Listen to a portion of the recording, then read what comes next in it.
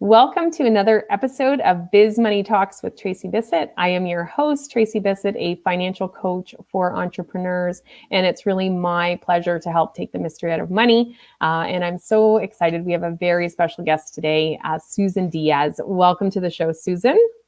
Well, thank you for having me, Tracey. I'm really looking forward to this.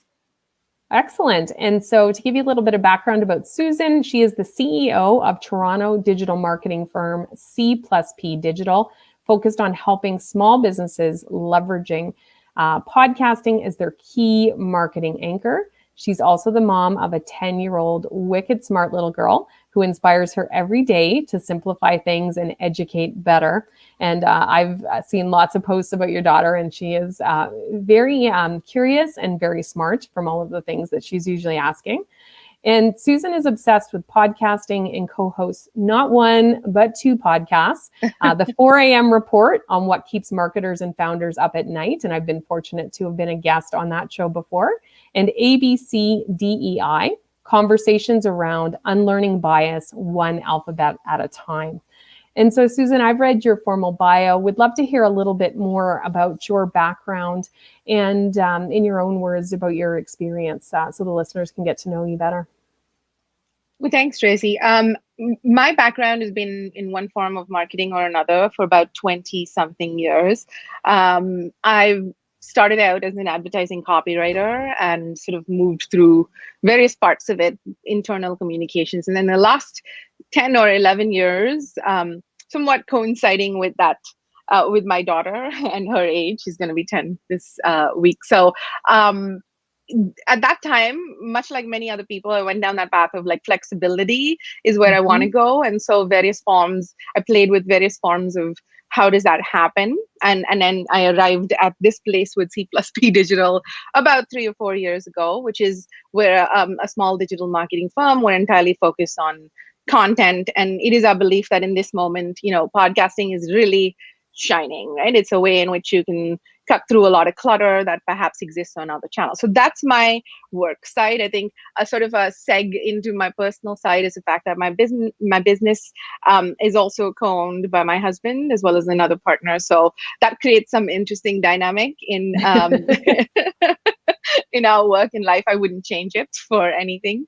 And much of the stuff that we focus on in terms of the philosophies that have guided us come from trying to simplify things for my daughter. And I'll tell you a little bit about that as we unravel this. But she's 10 and she asks me questions and constantly stumps me. And I firmly believe that makes me way better in my work avatar. Excellent. Well, I'm so glad you're here to join us because it's so important for business owners to think about their overall business strategy, and certainly thinking about marketing is one of them. And one of those reasons is to create a consistent presence for our business to be able to generate leads. And then what do we do with them after we attract those people, and how are we providing value ongoing? And ultimately, all of that leads to revenue. And if we're doing it well, it leads to it being recurring and having a profitable business if we're pricing it right. So I think this is a great topic for us to dive into. As you've mentioned, you're a huge fan of simplification, both personally as well as in the business. What does simplification mean to you, and why is it so important? I think, I've had different answers to that question along the way, and I feel like it gets smoother and smoother, Tracey. But I think at the core of it is like, for me, simplification is about not wasting things. It's about like not doing something in 10 steps if you can do that in 2. And it's, for me personally, it's a little bit about that impatience of like, why am I doing this thing I don't like? How can I find the time for the stuff that I do like, and all of that sort of zone of genius talk. But yeah, I think simplification is really, why is it important to me? Again, it goes back to my daughter. I even trademarked it at one point. It's called 5 Degrees of Simplification. It came from her asking why a whole lot. And the process of breaking something down for a 3-year-old and explaining why something was necessary tends to take away layers and layers of unnecessary stuff. And I think that's when I really started to get focused in it. And I see it a lot in marketing. Like, people probably tire of their own stuff way before even a tenth of the people have seen it. So people will recreate things and start from fresh. And like we all tend to have more fun on the creator end of things, maybe, than on sort of some of the discipline that's required to be like, let's stop, let's use what we have, and then move forward. So that's that simplification thing. I really challenge myself on everything. The question why, when asked in the appropriate tone, like if you're like challenging and weird and then maybe you'll get a lot of defense. But otherwise, if you're like genuine curiosity fuels that, I think you get some real easy answers. So I was reading some of your posts and I got some great ideas for repurposing with my podcast. So I know we're going to go there later. But when you think about kind of the mindset or what business owners should be doing, what are some first steps they can do to simplify for those who are tuning in or catching the replay?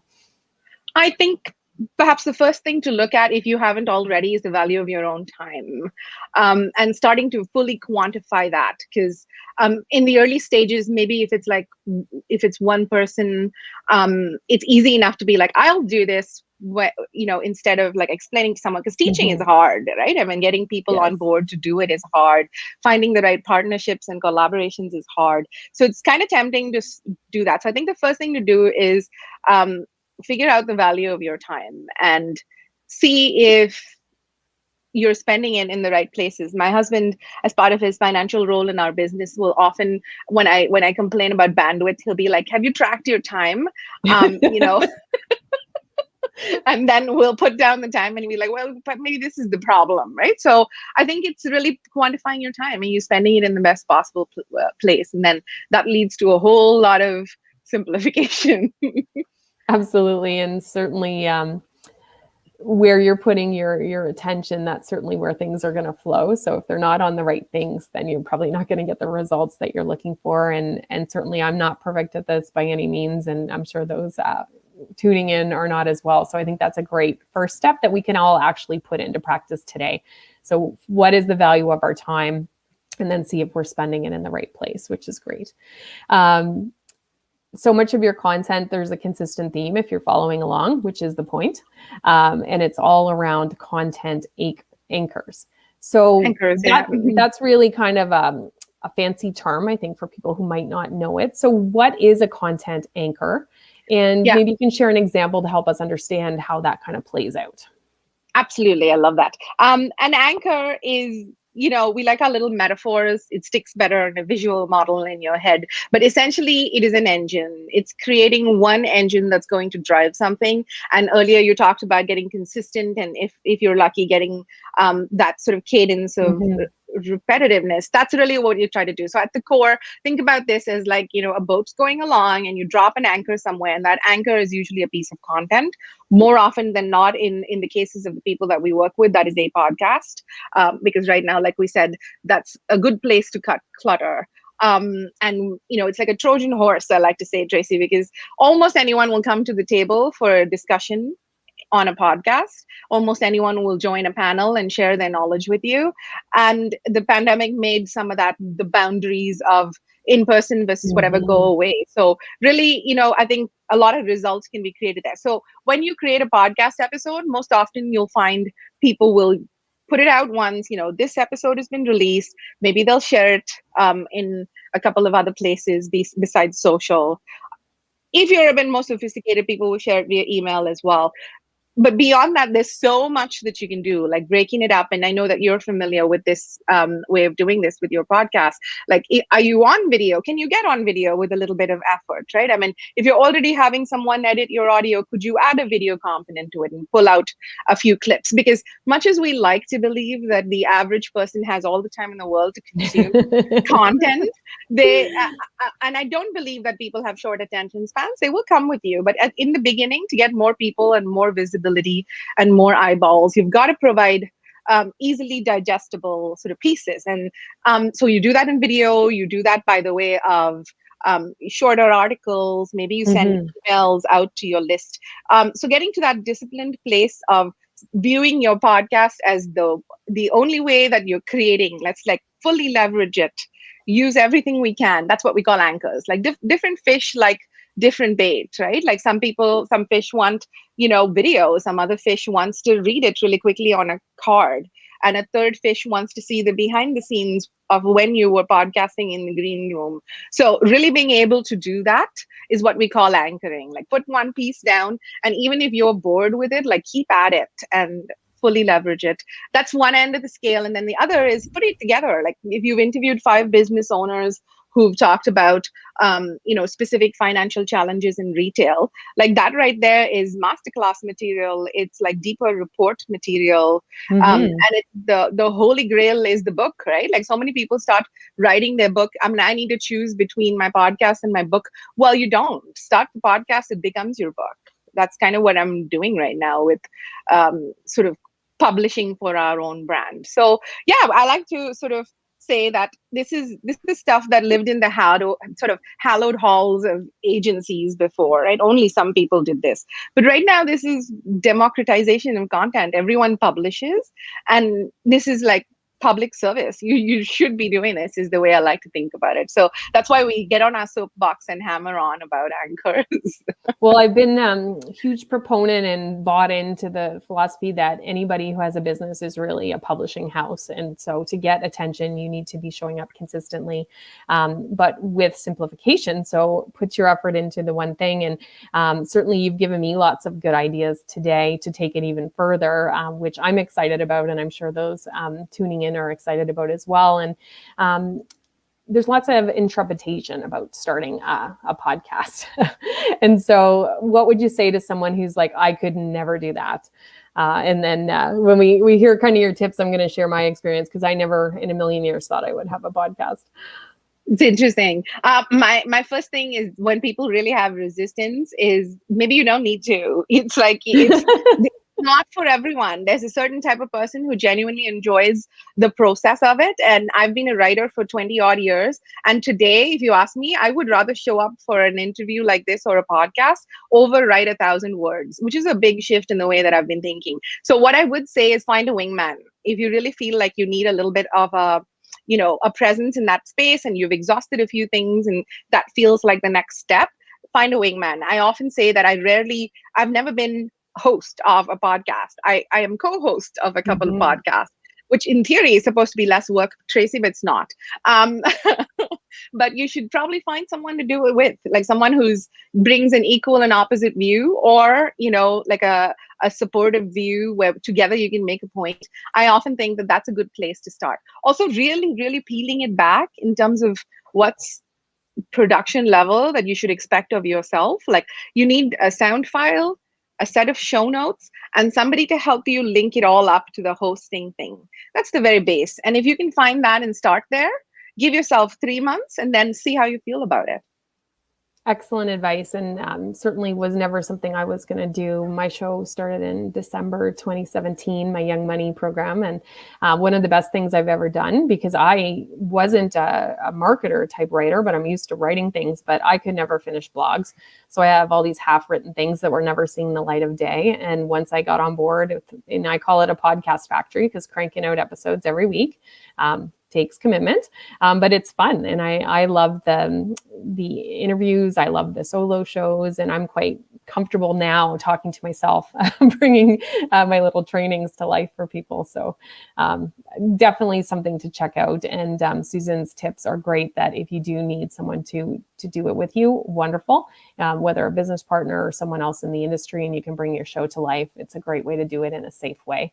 And I can believe that it could take longer, because trying to get 2 people on board with the same concepts, the same outcomes for the episode, I can see how that might take a little bit more time. Now, want to talk to you about stuff that's been coming to the surface over the last 18 months. Certainly, we've been going through the pandemic, but then there's also been such a heightened focus and awareness on racism, whether it be anti-Black, Indigenous, Islamophobia, and the list goes on and on. So I don't want to exclude anybody by the way that I'm phrasing this. And so as co-host of the ABCDEI podcast, you're having conversations around unlearning bias, one alphabet at a time. So what motivated you to start this podcast? And what do you hope those who are listening? What's your hope for those people? Part of it is the podcast bug, I think. Again, that was one more of those things where, prompted by some questions from my daughter and, beyond like circles of friends and family, I'd often be like, I'm going to write a book with it. DEI has got to be the new ABC. I'd keep saying to myself, like, you've got to teach it like you're teaching a child. But again, like if we could do everything on our wildly important goal list, and I've learned to focus, so I kept pushing it back. My friend and sort of industry cohort of many, many years, Rohini Mukherjee, who's my co-host on that podcast, and I would have a lot of chats and like see some shocking regularity in the way things go. And we'd joke about it, never intending to do anything.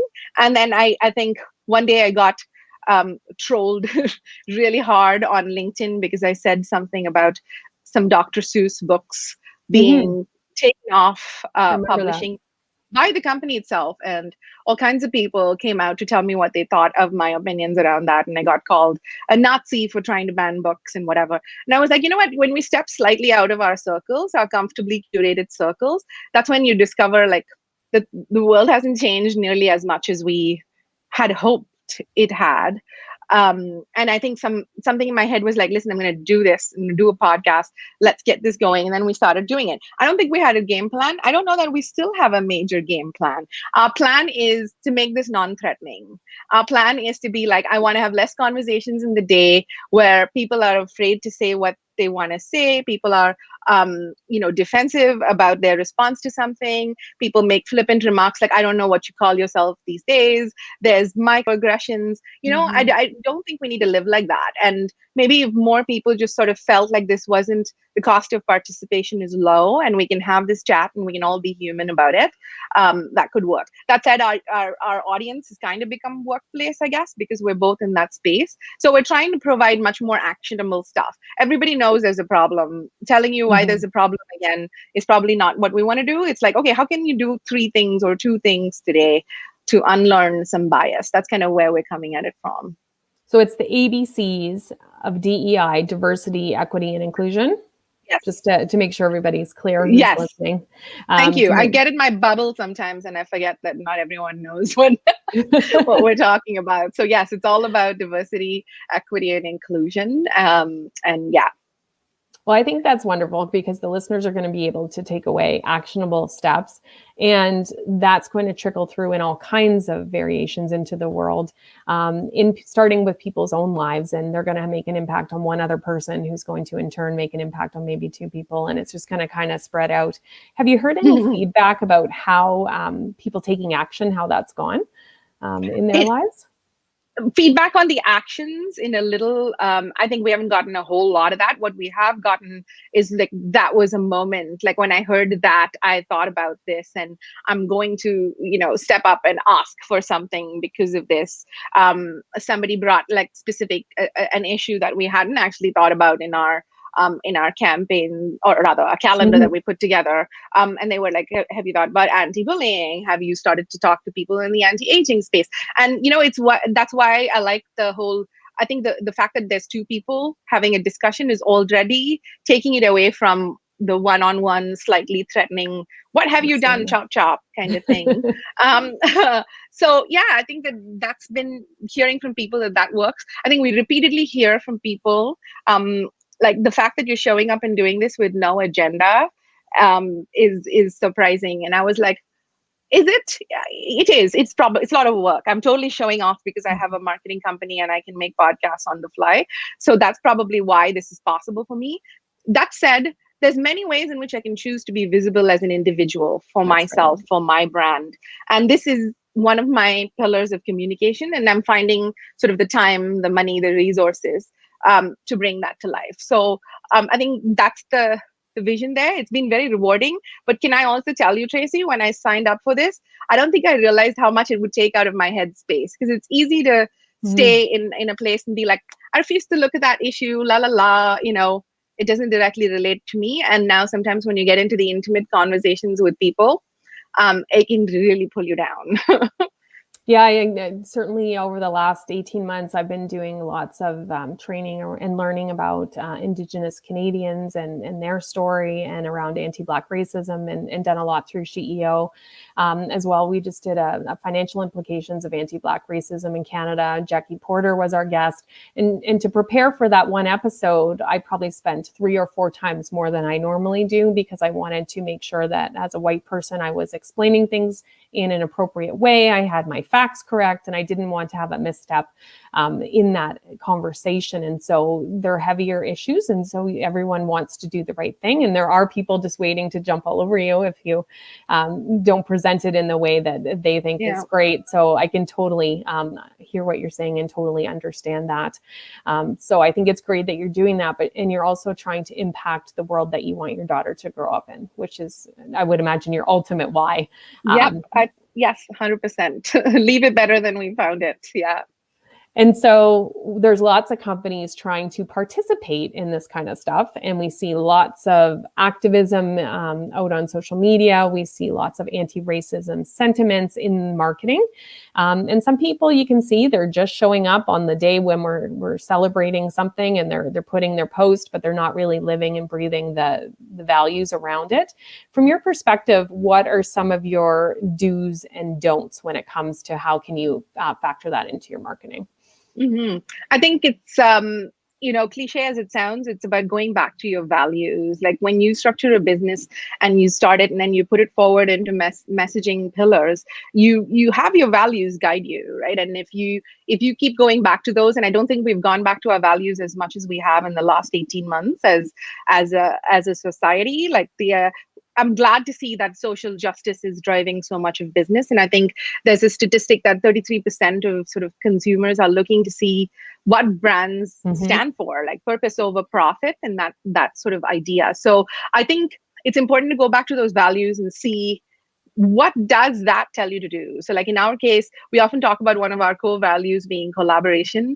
And, anytime I have to make a decision around does this happen or does this not, you really have to bring that back. Like, do I want to say something about this? Because in some way, the element of collaboration could lend some help to the situation is the way I judge for myself. So really, I think brands have to start thinking about that, even at the very small levels. Like, what do you stand for?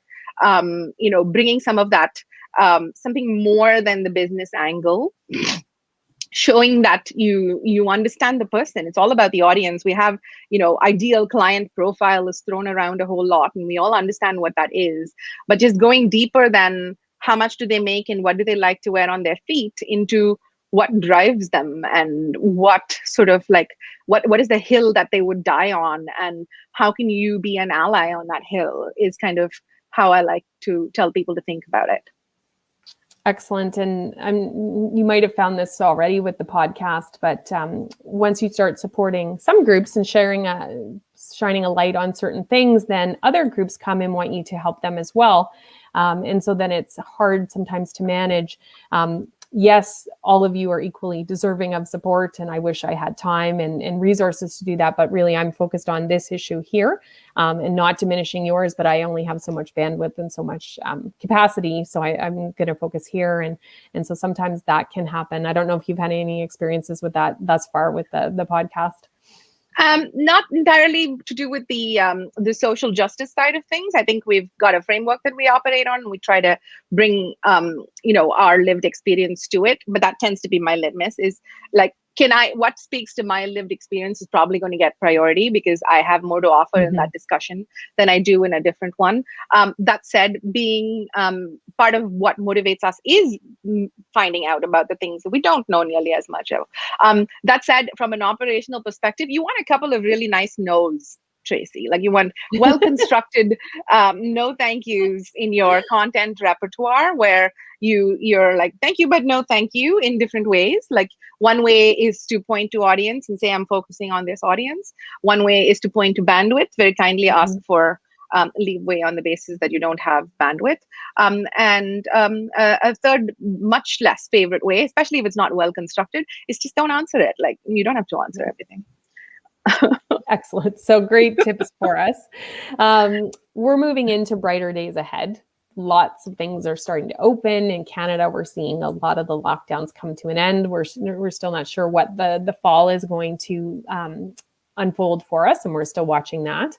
From all of your experience, what are some lessons you can share that are kind of tried and true for business owners that they can think about and put into practice? Because you're all about action and what can people do from a simple way getting started, especially those who maybe have not focused on their marketing the way that they should be, kind of from that holistic level and thinking about it from a fulsome strategy perspective.